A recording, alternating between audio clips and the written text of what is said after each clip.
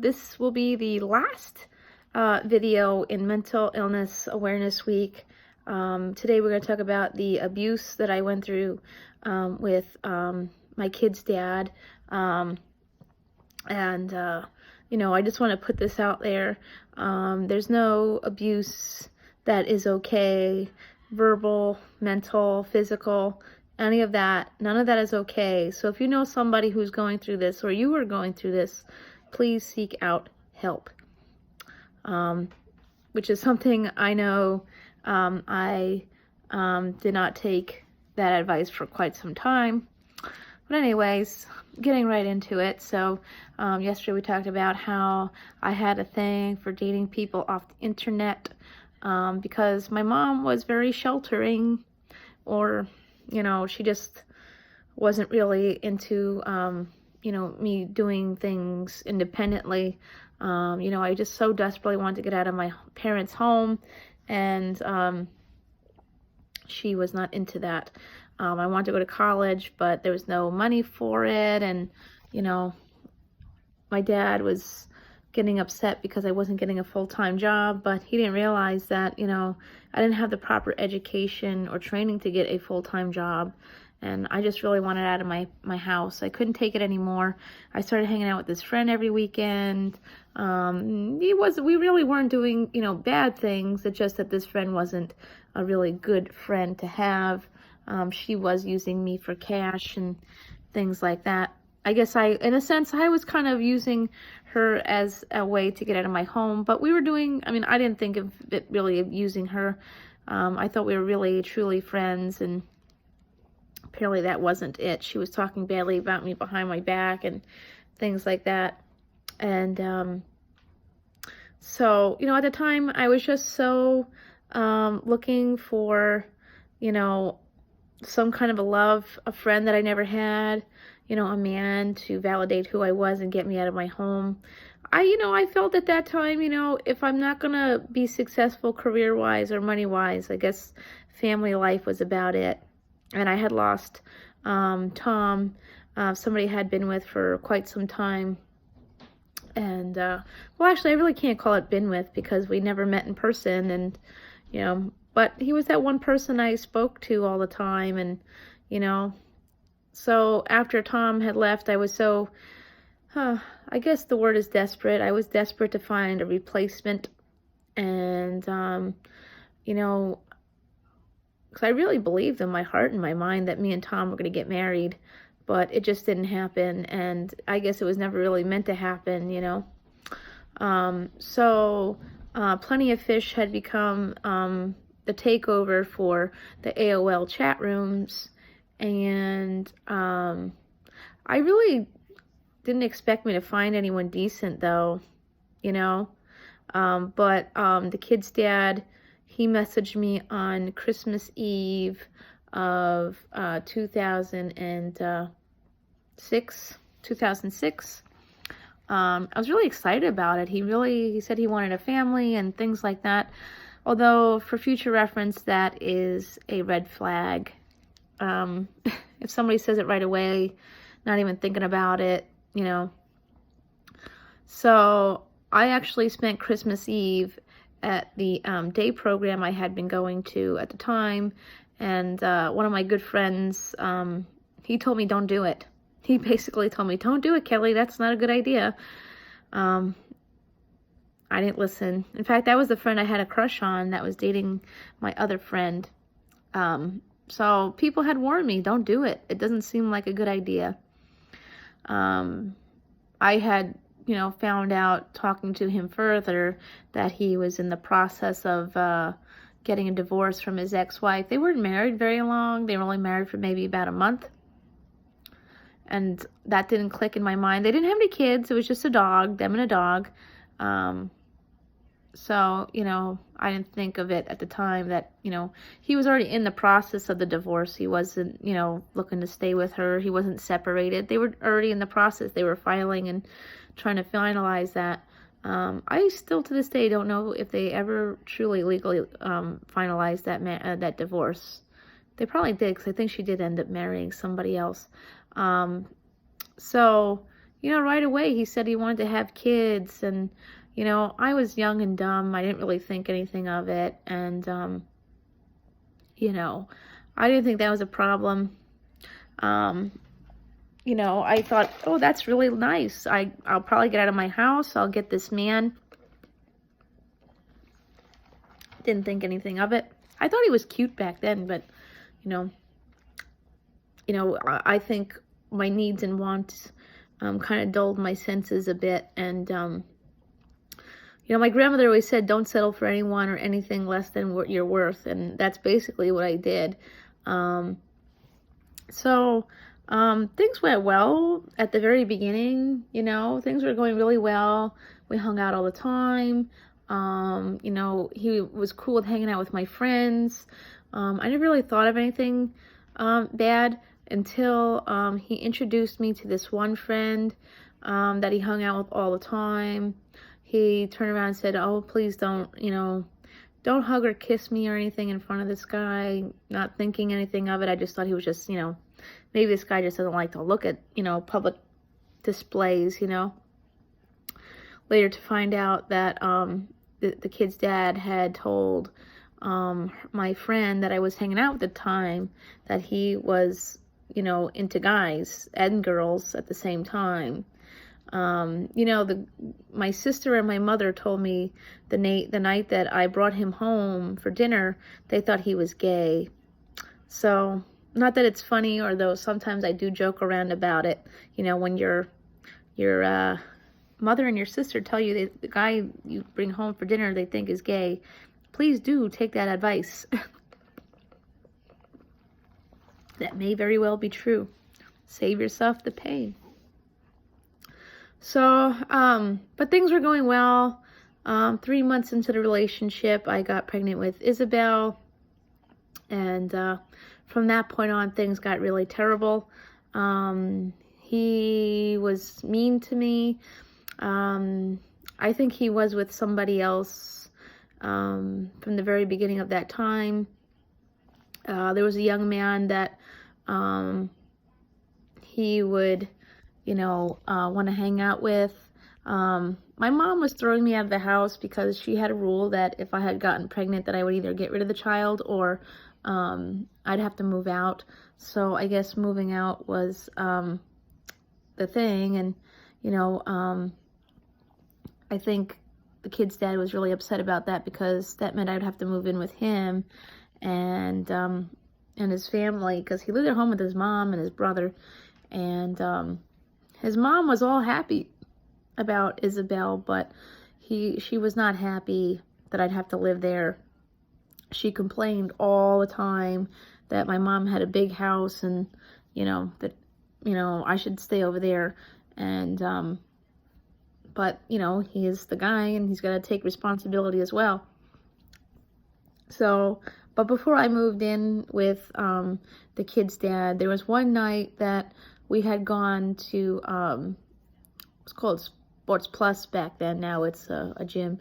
But Sports Plus was like a Dave and Buster's, and my friend was there with her boyfriend, which I'll touch on that in a minute too.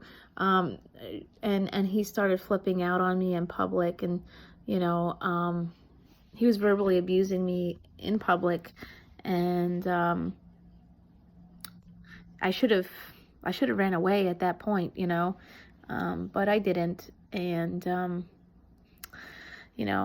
sometimes, you just want things to work out. Maybe, I thought maybe he was just a little too drunk because he was drinking that night. And, on top of this, the friend that I was talking about, she was with some guy that the first moment I met this guy, he was buying her lots of stuff, buying her love and attention, and he was raping her. And, I kind of warned her about this guy. I said, I don't think this guy's really good for you. He seems very abusive. And one day he turned around and threatened to push me down the stairs while I was pregnant with Isabel. And the kid's dad said, no, you're not allowed to hang out with this person anymore.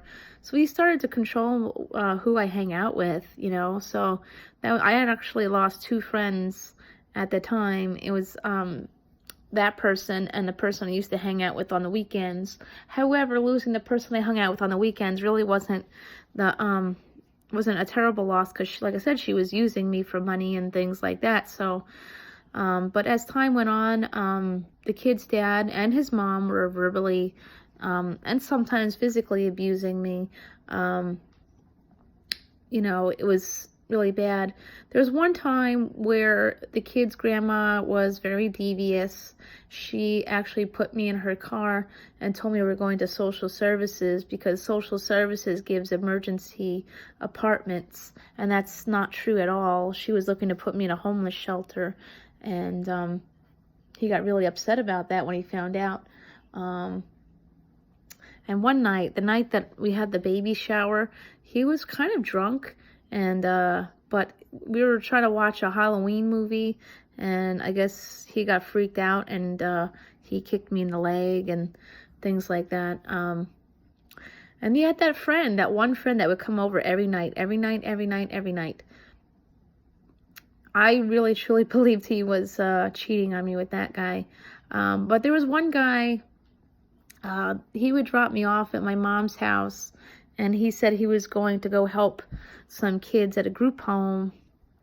And at one point his mom caught on to it, because his mom saw that he was paying for hotels on his debit card. And then he started asking me for cash, because he needed money for gas or something like that. I mean, that person did come forward later on, stating that, you know, that they were doing those things. And while I was pregnant with Isabel, I became very ill. My kidneys were getting sick and all kinds of things going on. So I truly believe that his cheating was the reason I was getting so sick. I mean, there were times I actually spent a night or two in the hospital at a time. You know, he put his own child and me at risk. I mean, I don't think he really cared about me all that much, though, but he did put Isabel's health and safety at risk by cheating and things like that. But after she was born, things were really got worse. His mom alienated my parenting. She actually turned around one day and said, "Oh, you know what? The only reason I leave Isabel at home with you is because it's good therapy for you, you know?" So I wasn't even seen as Isabel's mother at all. The grandmother treated me as if, you know, I had to be there. And unfortunately, my mental health started declining really bad because of the abuse. I couldn't take it anymore.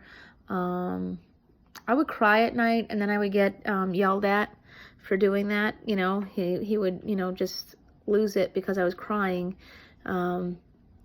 One day, he was working, and I was making him lunch before he left, and the slice of pizza in the oven got browned, not burnt, and I got punched in the face for that. And his mom walked in, and she said, "If you tell the police that he hit you, I'm telling them you hit him first." And I never put my hands on him. That was it. You know, he started hitting me and verbally abusing me. You know, he wanted me gone.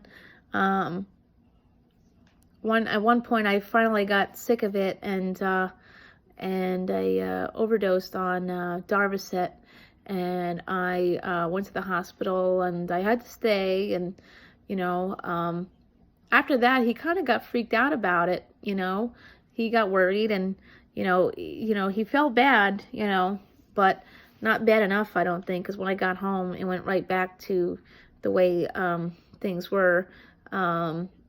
You know, again, more abuse, verbal, mental health. I don't think he ever really cared about me at all. You know, the friends kept coming around. Anytime this guy had a day off from work, this other guy had a day off, and we couldn't, like, you know, hang out and do things. He would always blame it on that person, but deep down, I don't think that was the case. I think he just didn't really want to spend time with me alone. He probably had a really big thing for this person. He was also abusing painkillers at the time. You know, his back was always hurting, and he was getting all these kinds of surgeries because he got a good job at Sprint at the time. So, you know, he just felt the need to get all these things done and taken care of. I mean, I guess that's what you do when you get good health insurance, but the surgeries also equaled more pain meds, you know.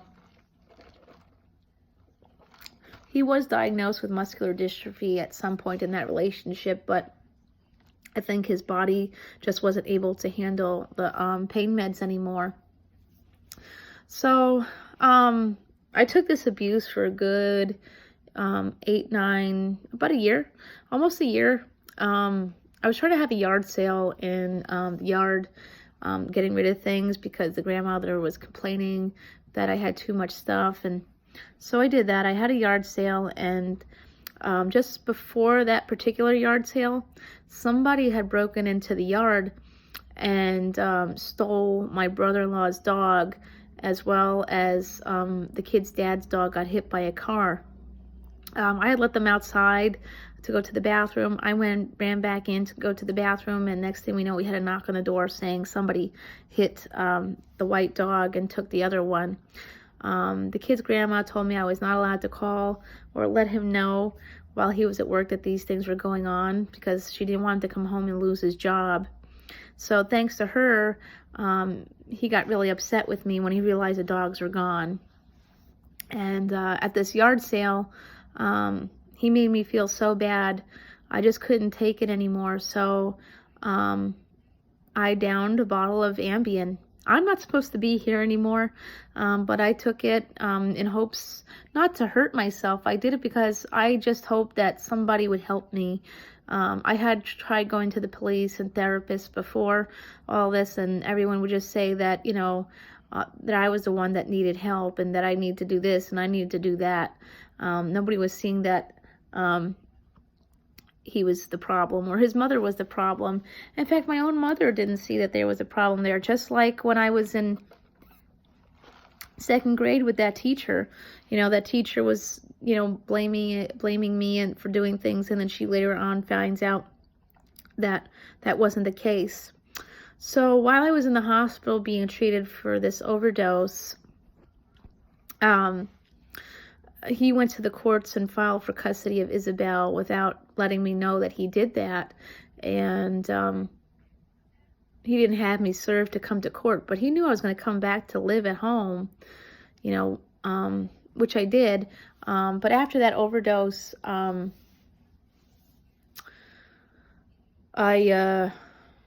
did try to get away once before the whole court. I did try to get away once before that whole thing.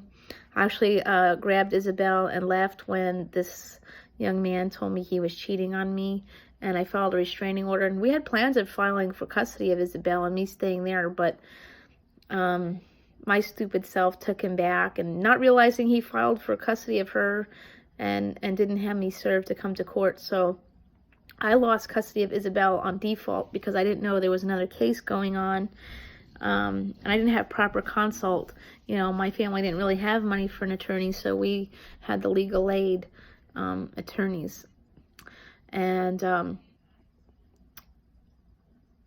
even after I had left and he had custody of Isabel, he was really still abusing me. He told me that I could not be with anybody else, or he would file for custody of Isabel and make sure I never see her again. So that's how Jacob came along. You know, I was manipulated, and I guess deep down I believed at some point maybe things would work itself out.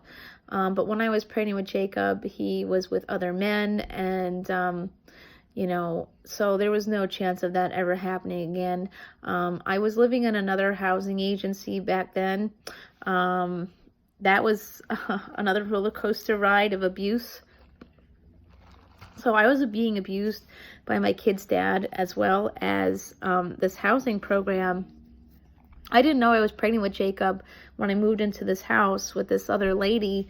And, you know, so when they found out I was, you know, it was just downhill from there. They too were verbally abusing me. I just literally had nowhere to turn to. No one was really, I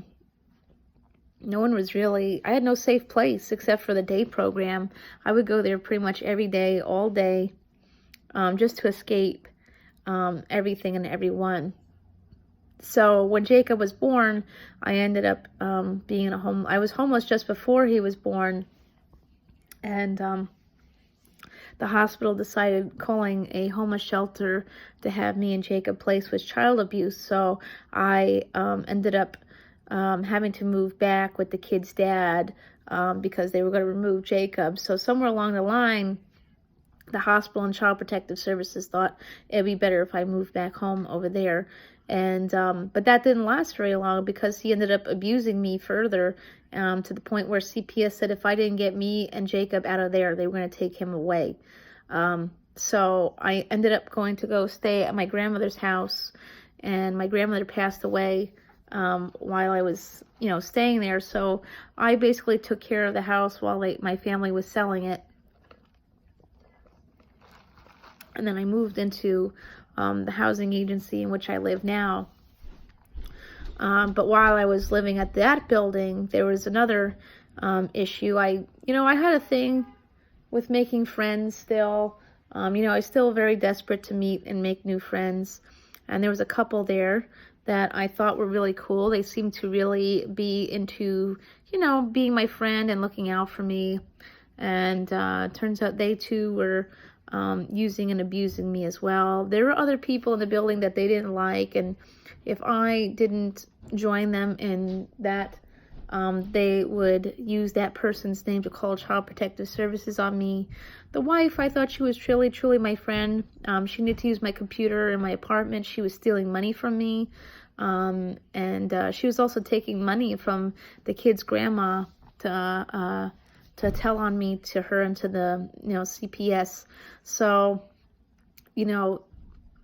that played a big problem in my life because it came down to the fact that I really felt like there was nobody I can turn to, nobody I can be friends with. And that's a really hard thing to do. It's like everybody I was coming in contact with, was just against me. And sometimes today I still feel that way with a lot of people. Trust is very hard to gain with me, especially if we live around where I live. Finally, there was a breaking point. The kid's dad was calling and threatening me all the time. And finally, I had enough. And I went down to the precinct and pressed charges for aggravated harassment. And that was a tough thing because then the kid's dad went to the courts and lied about some things and got a restraining order. So I couldn't go near or talk to or see my kids for a month and a half. But when I did get them back, not only did I get them back, I got sole custody of my kids. So I currently have sole custody of my kids, And, there was a time where when the kid's dad was getting his Social Security, there was a man that had reached out to me on online, OkCupid, and he seemed really nice. And, I started hanging out with him. He was really nice to me. Seemed like things were really cool there. The only thing that was kind of scary was he was from the next town over from where my kid's dad at one point lived, and he had some mutual friends. But I didn't really think of anything of it.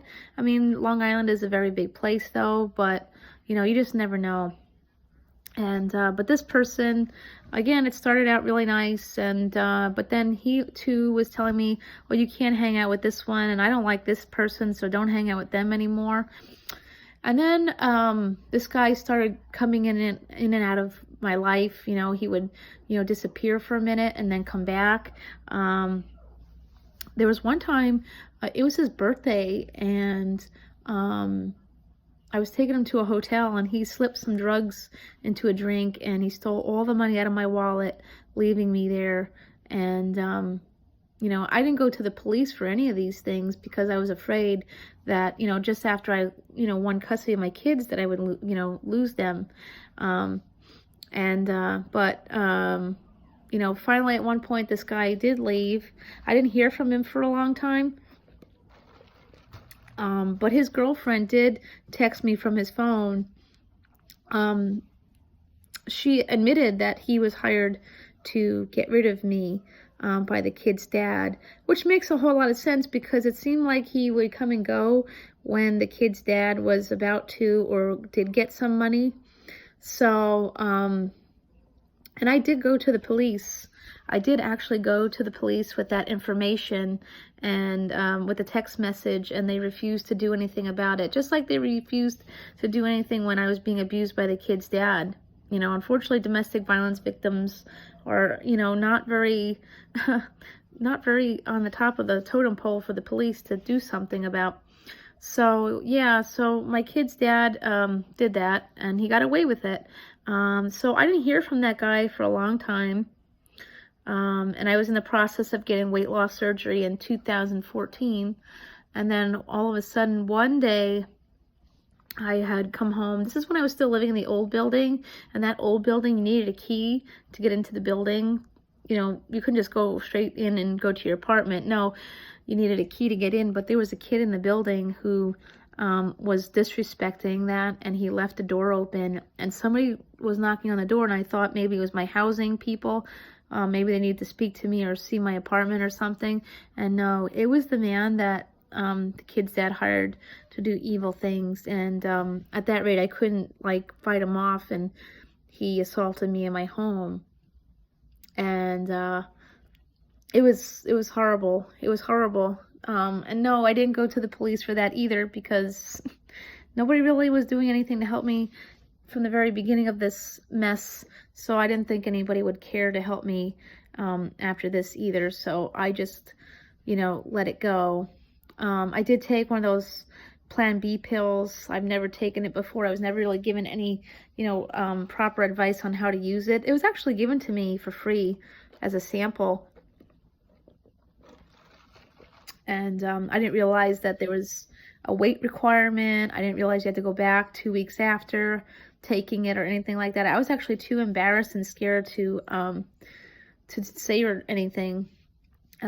So I was in the process of getting weight loss surgery, and I didn't, you know, again, I didn't really think of anything of it. I was losing weight and doing what I had to do. I was getting medical tests done. I didn't realize there was anything else going on. But all of a sudden, my building flooded at the time, and I had to move out. Shortly after that, I had found out I was 27 weeks pregnant with that child. And at that rate, you can't get an abortion because it's way too late, you know, at that point. And so I ended up having to carry this child till full term and place her up for adoption. My own children don't know anything about that, but I'm sure now they will. Sorry. But after going through all that, things kind of got better. You know, I became a very much stronger person. Right after I was sexually assaulted, I started watching Sons of Anarchy, and I became really enamored with Charlie. I was always a fan of Charlie. I just, you know, sometimes you need something when you need something, you know, things come around when you need it. And, you know, I got into Sons of Anarchy when I heard that Marilyn Manson was going to act in the show. And then Jax had passed away at the end of, you know, season 7, just 5 days before placing that little girl up for adoption. So it did help me to mourn the loss, because when you place a child up for adoption, you really don't know how to mourn. And where I live, there are no programs that will help cope with that. Birth moms are really not well cared for in New York or anywhere, really. I've had a lot of people get mad at me for doing that. I've had people call me lazy and taking the easy way out and things like that. But finally, I started to learn to love myself, because I was deeply into Charlie. I thank him a lot. Everyone always says, well, what would you ask Charlie Hunnam if you had the chance to talk to him, I said I wouldn't ask him anything. I'd just say thank you for inspiring me and getting me out of where I was. So fast forward to now, it took me some time to get going, and March of 2017, I finally said, 2018 rather, March of 2018, I called a bariatric surgeon on the whim, and I said, I need an appointment. I can't live like this anymore. And I did it. I got my surgery 4 months after that initial appointment. And here I am, 1 year later, 100 pounds lighter. And I started doing YouTube around that time when I got Frankie. Frankie's my service dog. And a lot of great things have come of this. I know what I want in life, and I'm not going to let anyone tear me down any further than they already have. I am one of the lucky ones that got away, and I'm still here, and some days I find that to be really hard. There are things that I feel guilty about, and maybe I could have done differently. I wish I could go back to 21 and say, Kelly, don't do that. But I'm here, and I know I'm meant to be here for some reason or other. Maybe it's to entertain you guys. I don't know. But I thank you all for being a part of my journey and helping me make it through all this and listening to me. So that's the end of this series of the Mental Illness Awareness Week. I am writing a book, so if anyone knows a good publisher who would love to work with me, that'd be awesome. And most importantly, remember, kindness is free, so spread that.